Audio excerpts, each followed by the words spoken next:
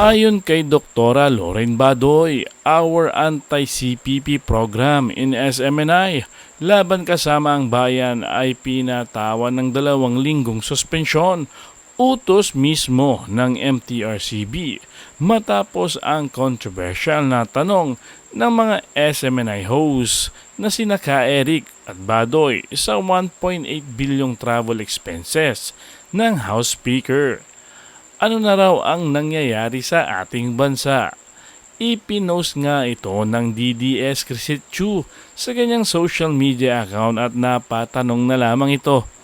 Diktadorya na ba tayo? Bawal na ba ang magtanong?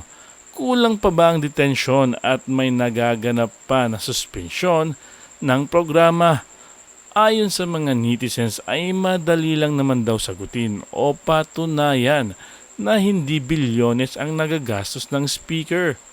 Buksan na lamang daw nila ang libro para makita ng taong bayan na hindi ito totoo.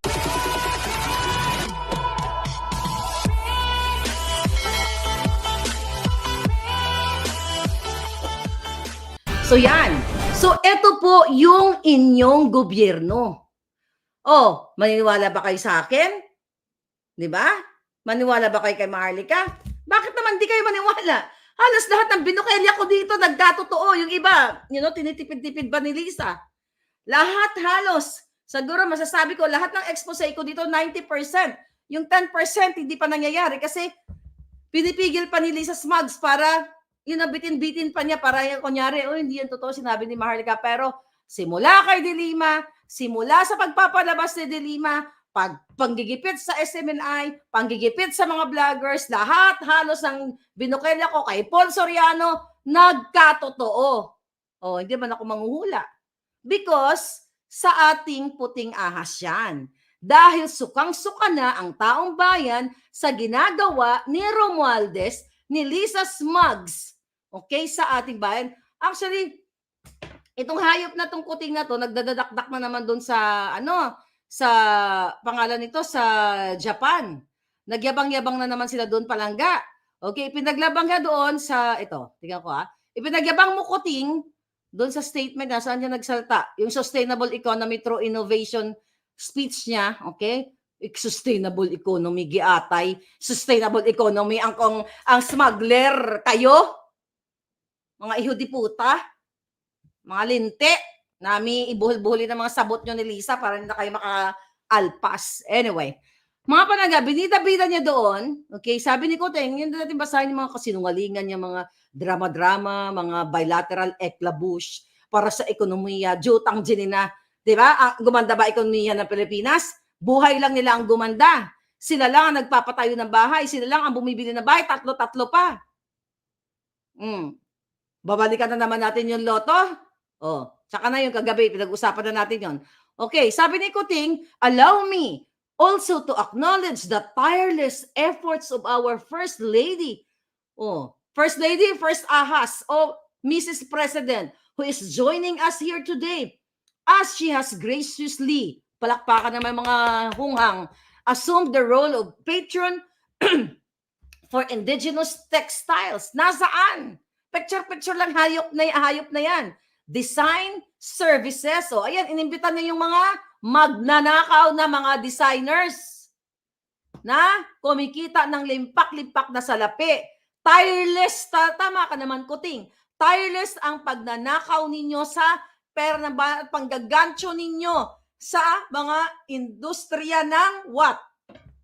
Textiles, design, eklabush. Imbis na iangat ninyo ang buhay, totoong buhay ng mga maghahabi, yung mga tao from dun sa pinaka nagbibigay ng mga raw materials para magkaroon tayo ng mga natin, pambansang yung mga tela, di ba, mga pinya, mga ganyan, chuchu-chuchu. Pero kabwisitan lang ang pinapakita nyo. Bakit ko alam yan? Di ba? Yung kaibigan ko nga pinromote ko na si Abel, nakabili ka agad na, wala pang isang taon. Nabili na kaagad niyo yung 18 million na building. Dati nga walang pambayad sa kuryente, putang ina. Yung ni Sandro Marcos, yang hayop na yan, tumanggap ng Rolex. Si Yeye Vivas na nagpapatayo din ng bahay, tapos na siguro yun. Alright?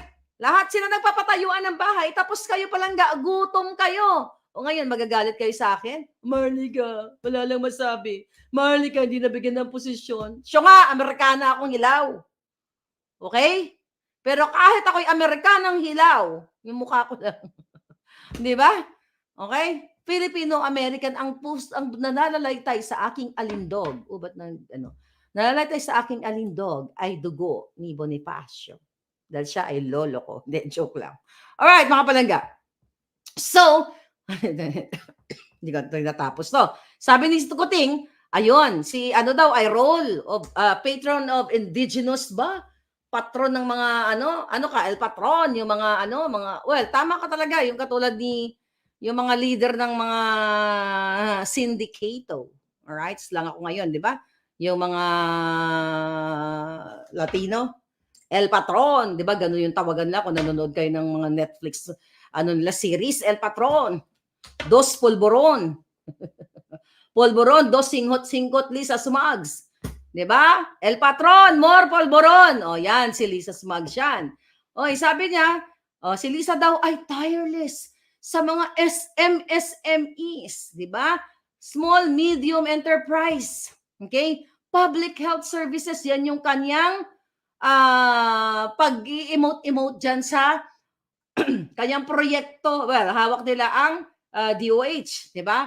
Hawak nila ang pondo ng bayan, hawak niya ang PCSO, yung kanyang love for all na, naalala niyo yung love for all ng hinayupak na Lisa na yan?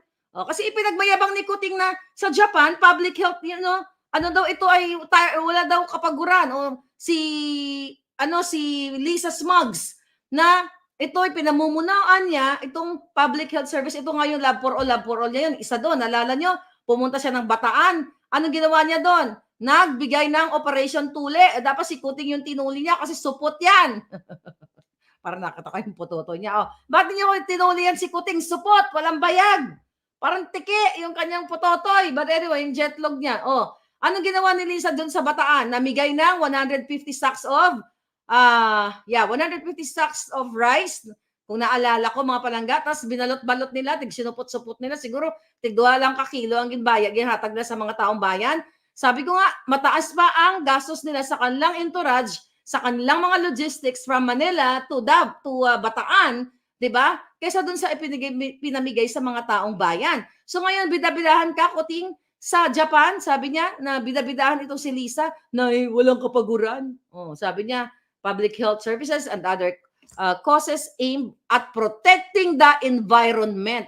Paano po protektahan ni Lisa ang environment ko? Ang pulburon at ang bunganga niya ay parang tambotso. Kuting, paano niya po protektahan ang environment? Sinungaling ka eh.